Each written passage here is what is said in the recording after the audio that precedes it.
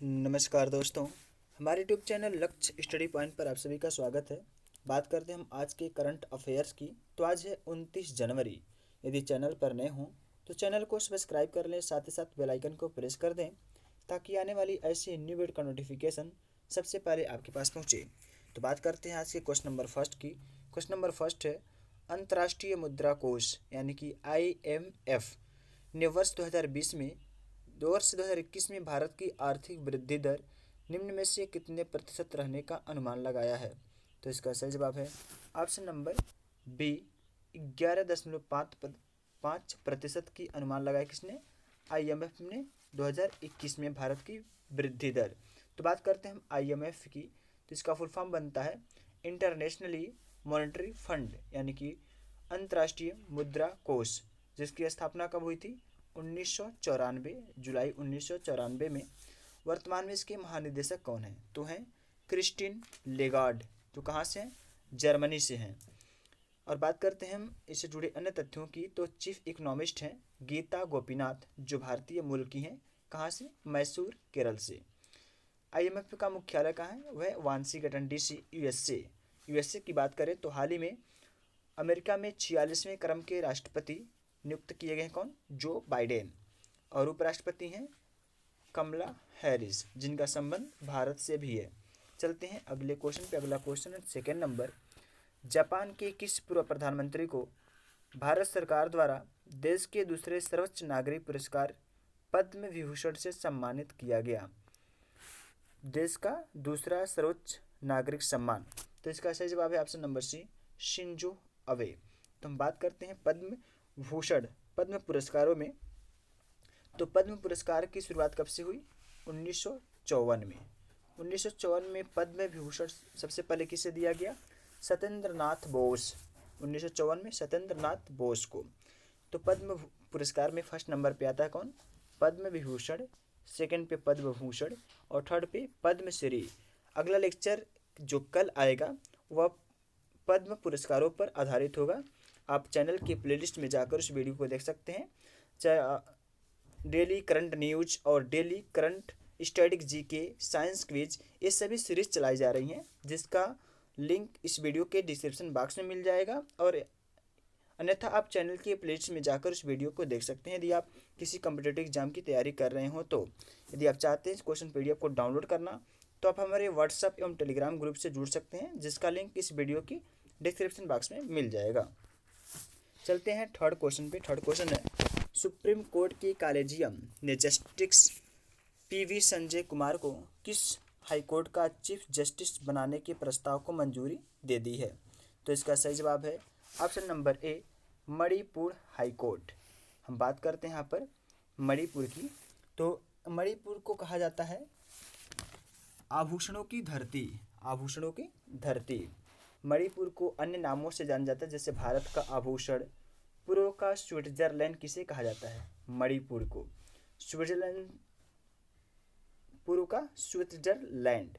तो बात करते हैं हमसे जुड़े अन्य तथ्यों की। तो मणिपुर में भाषा बोली जाती है मणिपुरी बोली जाती है। क्यों मणिपुरी भाषा का उदय कैसे हुआ, इसको हम जान लेते हैं। तो मणिपुर में एक जनजाति पाई जाती है मितई। मितई से मेइतिलोन बना, मितई से मेइतिलोन बना, जो बाद में जाकर यह मणिपुरी भाषा के रूप में नियुक्त हो गया। कौन? मेइतिलोन।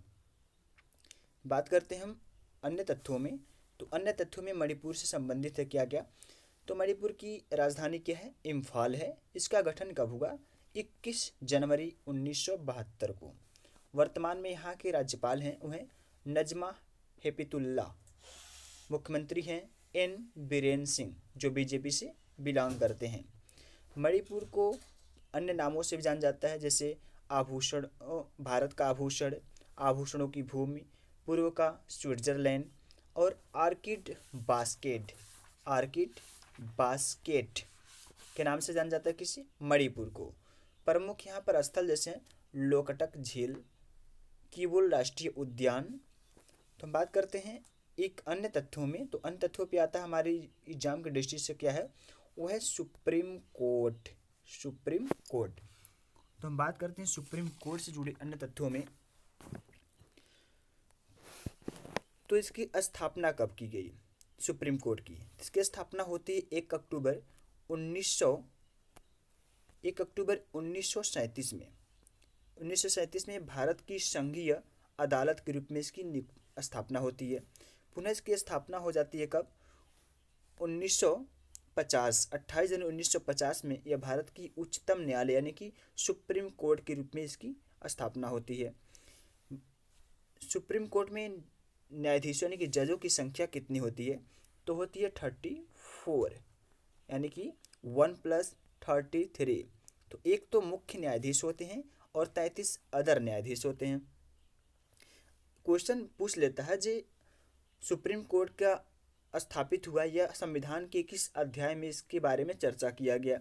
तो अध्याय 4 और 5। अध्याय 4 और 5 में सुप्रीम कोर्ट के निर्माण की स्थापित होने की चर्चा की गई है संविधान के अध्याय 5 और 4 में। और पूछता किस अनुच्छेद के अंतर्गत आते हैं? तो अनुच्छेद 124 और 147 अनुच्छेद के अंतर्गत बनता है सुप्रीम कोर्ट। और वेतन और भत्ते की बात करते हैं तो सुप्रीम कोर्ट के जजों को वेतन और भत्ते भी मिलते हैं। तो वेतन और भत्ते किस अनुच्छेद में है? अनुच्छेद 125 में यह लिखा गया है जो सुप्रीम कोर्ट के जज जो मुख्य न्यायाधीश हैं और अदर न्यायाधीश हैं जो 33+1 होते हैं उन्हें वेतन और भत्ते भी दिया जाना चाहिए।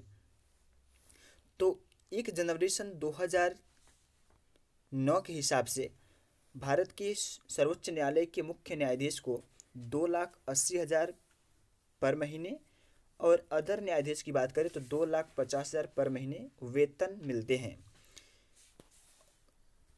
पूछता है क्वेश्चन जी सुप्रीम कोर्ट के जज को सेवानिवृत्ति अपने पद से हटाए कब जा सकता है? तो 65 साल पूरे हो जाते हैं तो उन्हें सेवानिवृत्ति दी जाती है। यदि हम जज को हटाना हो तो क्या करते हैं? महाभियोग चलाना पड़ता है। और ये भी क्वेश्चन पूछता है जी प्रथम भारत महिला कौन थी जिसे जो सुप्रीम कोर्ट की मुख्य न्यायाधीश बनी? तो वह थी फातिमा बीबी। फातिमा बीबी। और ये स्थित कहाँ है सुप्रीम कोर्ट? तो स्थित है कहाँ पर? न्यू दिल्ली में। न्यू दिल्ली में। और ये भी क्वेश्चन होता है न्यू दिल्ली में है तो यह किस अनुच्छेद में जिक्र किया गया है कि सुप्रीम कोर्ट को दिल्ली में ही स्थापित किया जाए? तो अनुच्छेद 130 में इसकी चर्चा की गई। अनुच्छेद 130 में जिस सुप्रीम कोर्ट दिल्ली में ही स्थापित होगी। वर्तमान में मुख्य न्यायाधीश है शरद अरविंद बोबड़े, SK बोबड़े। चलते हैं अगले क्वेश्चन पे। तो अगला क्वेश्चन है क्वेश्चन नंबर 4। हाल ही में भारतीय फुटबॉल टीम के किस पूर्व गोलकीपर का 44 वर्ष की उम्र में निधन हो गया? तो इसका सही जवाब है ऑप्शन नंबर डी, प्रशांत डोरा। प्रशांत डोरा का हाल ही में 44 वर्ष की उम्र में निधन हो गया। यह पूर्व भारतीय फुटबॉल टीम के गोलकीपर थे। चलते हैं अगले क्वेश्चन पे। अगला क्वेश्चन है 5। स्पेन और किस देश ने हाल ही में 590 मेगावाट और ऊर्जा संयंत्र बनाने के लिए एक समझौते पर हस्ताक्षर किया है? तो इसका सही जवाब है ऑप्शन नंबर ए, फ्रांस। चलते हैं अगले क्वेश्चन पर। अगला क्वेश्चन है 6 नंबर। राष्ट्रपति रामनाथ कोविंद ने कितने व्यक्तियों को जीवन रक्षा पदक श्रृंखला पुरस्कार 2020 प्रदान करने की मंजूरी दे दी है? तो इसका सही जवाब है ऑप्शन नंबर बी, 40 व्यक्तियों को रामनाथ कोविंद जी ने जीवन रक्षा पदक श्रृंखला पुरस्कार से सम्मानित करने की मंजूरी दे दी है। कब का है? 2020 का है। यदि अभी नहीं आप तक हमारे चैनल को सब्सक्राइब नहीं किया तो चैनल को सब्सक्राइब करें और वीडियो को लाइक जरूर करें। बात करते हैं हम अगले क्वेश्चन में। तो अगला क्वेश्चन आता है क्वेश्चन नंबर 7। अंतर्राष्ट्रीय व शिक्षा दिवस निम्न में से किस दिन को मनाया जाता है? तो इसका सही जवाब है ऑप्शन नंबर सी, 24 जनवरी। 24 जनवरी को अंतर्राष्ट्रीय शिक्षा दिवस के रूप में मनाया जाता है। तो हम बात करें 24 जनवरी से जुड़े अदर दिवस की तो 24 जनवरी को 2 दिवस मनाए जाते हैं मुख्य रूप से। कौन क्या? राष्ट्रीय बालिका दिवस और एक होता है अंतर्राष्ट्रीय शिक्षा दिवस। तो बात करते हैं हम राष्ट्रीय शिक्षा दिवस की। तो राष्ट्रीय शिक्षा दिवस 11 नवंबर को मनाया जाता है और अंतर्राष्ट्रीय शिक्षा दिवस 24 नवंबर को। तो बात करते हैं अगले क्वेश्चन की अगला क्वेश्चन जो इस वीडियो का लास्ट क्वेश्चन है, क्वेश्चन नंबर 8। अमेरिका में बाइडेन प्रशासन ने निम्न में से किस भारतवंशी को चीफ ऑफ स्टाफ के पद पर नियुक्त किया है? तो इसका सही जवाब है option number A, Tarak Shah.